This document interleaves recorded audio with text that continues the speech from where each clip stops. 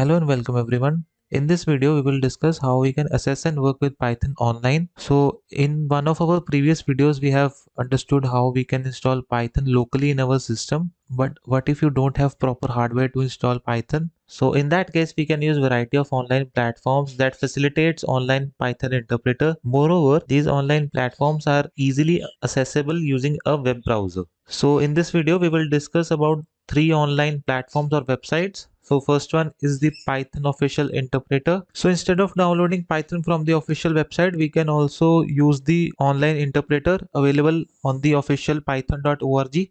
So to access it, we simply type python.org/shell and hit enter. So this will open an online Python shell which is powered by Python Anywhere platform. But there is a drawback of using this platform as we can only use it as an online shell. So it is just in Python shell. We cannot execute everything in this. So here we can see the version of Python that comes with it.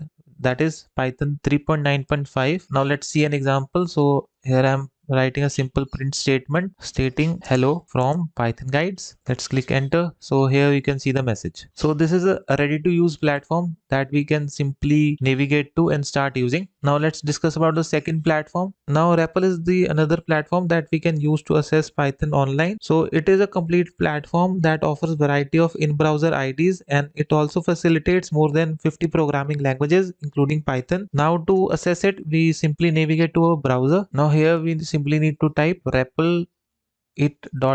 So it will navigate to this page. Under this, either we can use an existing login ID to log into this, or we can use this sign up option to sign up. So I will quickly sign up and log into this system. Now once we successfully logged in, a home page will open. On this page, first we need to click on the create button. Now under this create a Repl dialog box, we need to select this Python, and then we simply need to click on this create Repl option. So it will take some time to load. Here are some instructions that we can use and follow. So Repl will automatically create a Python file with the name main.py where we can execute our Python code. So now let's simply use it.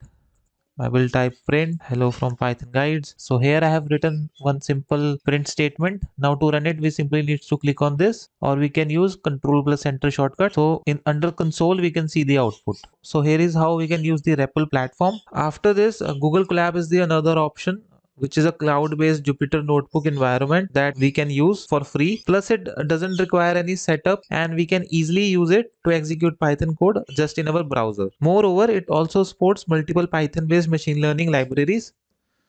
Now again, to access it, we will use our browser. From here, simply search for Google Colab and open this first result. Its URL is something like this: colab.research.google.com.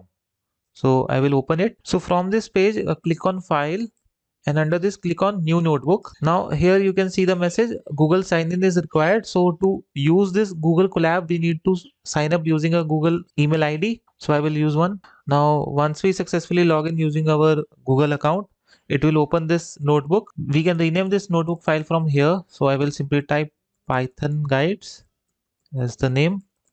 And now to execute any Python code, we will use this cell.